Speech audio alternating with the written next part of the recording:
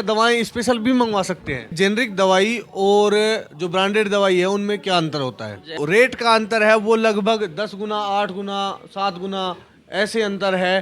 सरकार की तरफ से कोई आर्थिक सहायता मिलती है? यदि भारतीय जन औषधि केंद्र के लिए कोई बेरोजगार युवा अप्लाई करना चाहे तो उसको क्या क्या डॉक्यूमेंट्स चाहिएंगे या कौन सी डिग्री या डिप्लोमा चाहिए? भारतीय जन औषधि केंद्र के बारे में आम जनता को क्या पता है, क्या उनकी धारणाएं हैं, किस तरह की यहाँ पर दवाएं मिलती है, कितनी दवाएं मिलती हैं, किस मूल्य पर दवाएं मिलती हैं, और यदि कोई व्यक्ति बेरोजगार है उसको यदि रोजगार चाहिए तो किस तरह का वो इसमें अप्लाई कर कर रोजगार भी पा सकते हैं।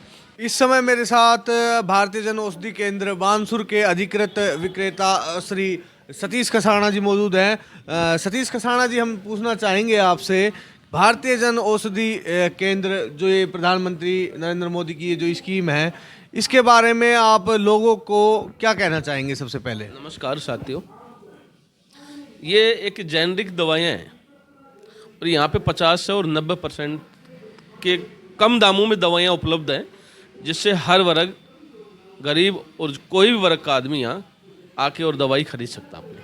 दूसरा सवाल हम पूछना चाहेंगे, जेनरिक दवाई और जो ब्रांडेड दवाई है उनमें क्या अंतर होता है? जेनरिक दवाई में और ब्रांडेड दवाई में कोई फर्क नहीं है। दवाइयाँ ये मत समझो कि जेनरिक दवाइयाँ कोई कम गुणवत्ता वाली है, उतना ही असर करती हैं सारी दवाइयाँ। अपने पास इन केंद्रों पर कौन कौन सी दवाएं उपलब्ध होती है? मेरे पास अब फिलहाल मैं यहाँ पे जो लोगों की मैं सेवा कर सकूँ, कम से कम 400 से 450 ड्रग्स अवेलेबल हैं।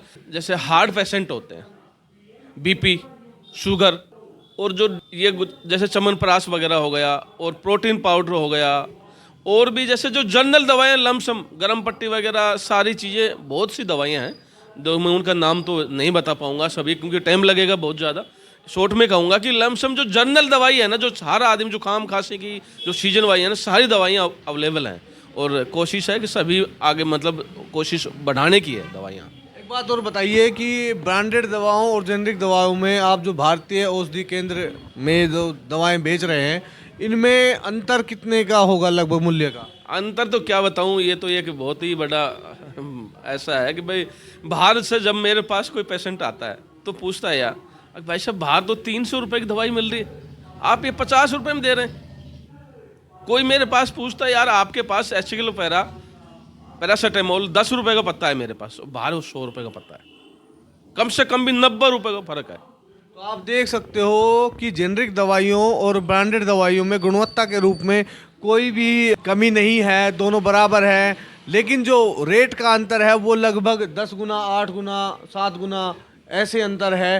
50 से 90%, कम से कम 50 से 90%।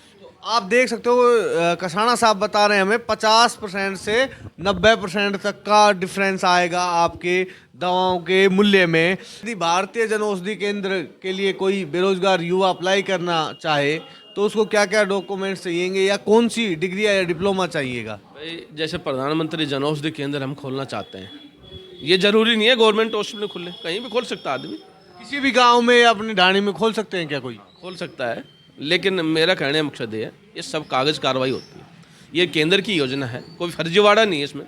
इसमें सारे डॉक्यूमेंट्स चाहिए, Aadhaar card, pan card, bank account, उसके बाद चेक बुक, सारी चीज़ें ये होनी चाहिए पहली बात तो। दूसरी बात, एक हमारे पास जो कोई वेबसाइट है, साइट है कोई प्रधानमंत्री जन औषधि केंद्र, जो कोई भी आदमी सर्च करेगा तो मिल जाएगी, और उसके ऊपर उसको रजिस्ट्रेशन करवाना पड़ता है।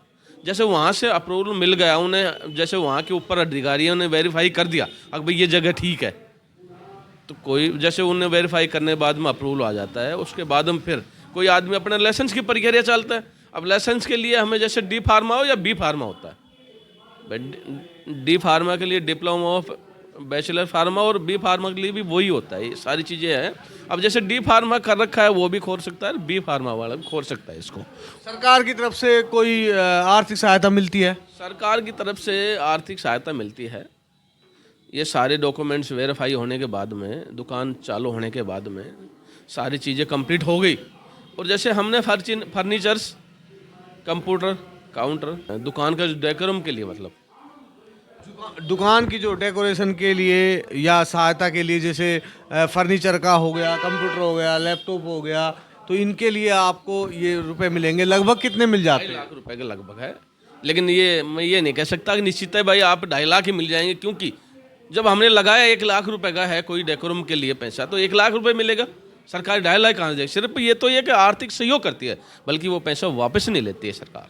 तो आप देख सकते हो किस तरह से भारत के प्रधानमंत्री श्री नरेंद्र मोदी जनता और बेरोजगार युवाओं को एक अच्छा मौका दे रहे हैं कि जनता जाकर दवा ले सकती है और बेरोजगार युवा अपना केंद्र खोल सकते हैं। एक बात और बताइए कि यदि कोई दवाई आपके पास उपलब्ध नहीं है, कोई पेशेंट यहाँ पर आ जाता है, वो मान लीजिए दूर नहीं जा सकता है, तो आप क्या दवाएं स्पेशल भी मंगवा सकते हैं? कोशिश रहती है। पहली बात तो जो ग्राहक होता है ना, वो हमारा भगवान होता है, हम उनको दौड़ाना नहीं चाहते, लेकिन फिर भी जो दवाइयाँ नहीं है कोशिश करते हैं भाई, जैसे आज ऑर्डर करते हैं तो कल तक वो अवेलेबल कराने की कोशिश करते आप ये कहना चाहोगे कि भारतीय जो जन औषधि केंद्र के अंदर जितनी दवाएं अभी मौजूद हैं वो आप कहीं से भी मुहैया करा दोगे 1 या 2 दिन में? हाँ, कहीं से भी नहीं, सिर्फ वहीं से वेयर हाउस से वो मिलेगी, या फिर यहाँ एक हमारे डिस्ट्रीब्यूटर है कोई जयपुर में, वहाँ से मिलती है, और कहीं से तो नहीं मिल सकती। देखो क्योंकि यहाँ आम मेडिकल से तो खरीद के बेच नहीं सकते हम भाई, दवाई तो वहीं से आएगी एक जगह से ही। तो मेरा कहने का मकसद ये है कि 1-2 दिन में कोशिश रहती है पूरा करने की। हम मिलते हैं अगली वीडियो में, तब तक के लिए जय भारत, जय हिंद, जय श्री राम।